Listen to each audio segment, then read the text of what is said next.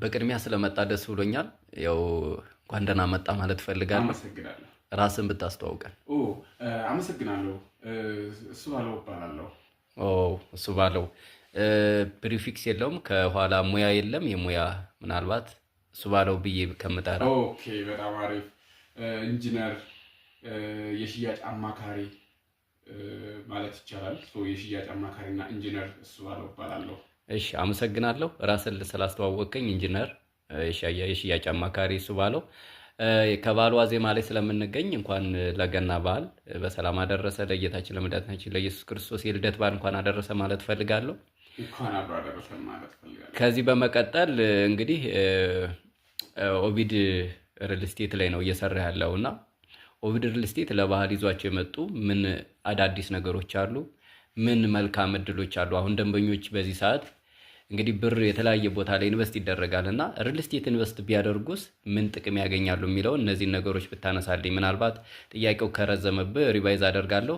በጣም አሪፍ አመሰግናለሁ። እንግዲህ መላው ዓለም ላይ የምትገኙ ላይ የምትከታተሉ ህዝቦች ማለት ነው ለእናንተ አዲስ በጣም አሪፍ የሆነ የመኖሪያ አፓርታማና የንግድ ሱቆችን ኦቪድ ሪል ስቴት ይዞላችሁ መጥቷል። ተጠቀሙበት ነው የምንለው። ልዩ የሚያደርገው ምንድነው? በፈልጋችሁት ካሬ በፈልጋችሁት ደግሞ የዋጋ መጠን ነው ይዞላችሁ የመጣው ማለት ነው። እንደሚታወቀው ኢትዮጵያ ውስጥ በጣም ዝቅተኛ ኑሮ ላይ ያሉ ሰዎች አሉ፣ መካከለኛ አሉ፣ እንዲሁም ደግሞ በጣም ቅንጡ ላይ ህይወት የሚኖሩ ሰዎች አሉና ሁሉን ያማከለ ለሁሉም ሰው በሚፈልገው ነገር በሚፈልገው ቦታ ኢንቨስት ማድረግ የሚችልበትን አማራጭ ነው ይዘን ላይ መጣ ነውና ሁሉን አቀፍ የሆነ አፓርታማ ላይ ነው እየሰራ የምንገኘው።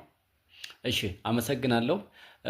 እንግዲህ ብዙ ጊዜ ሰዎች ሪል ስቴት ላይ ኢንቨስት ማድረግ በጣም ይፈልጋሉ፣ ግን ከዋጋ አንጻር ደግሞ ሲያዩት አፎርድ ማድረግ አይችሉም። ያን ነገር ኢንቨስት ለማድረግ አቅሙ አይኖራቸውም። ኦቪድ ሪል ስቴት ግን ከሌሎች አንጻር ይሄን ዋጋው እንዴት ነው? ይሄን እንዴት ትገልጽልኛለህ? በጣም አሪፍ። የኛ ልዩ የሚያደርገው ምንድነው? ማንም ሰው በቃ ቤት የፈለገ ሰው አይመለስም።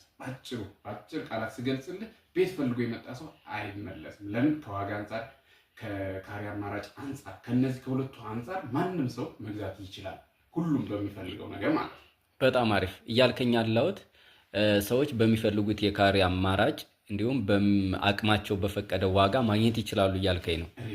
አመሰግናለሁ። ስለዚህ ሪል ስቴት ላይ ኢንቨስት ማድረግ አንድ ሰው ለወደፊት የሚሰጠው ሊያስገኘው የሚችለውን ጥቅም ልትነግረኝ ትችላለህ? በጣም አሪፍ። ሪል ስቴት ላይ መድከም አይጠበቅባቸውም። ኢንቨስት ያደረጉት ገንዘብ ቤት ሰርቶ ራሱ ነው የሚያመጣላቸው። በቃ ልዩ የሚያደርገው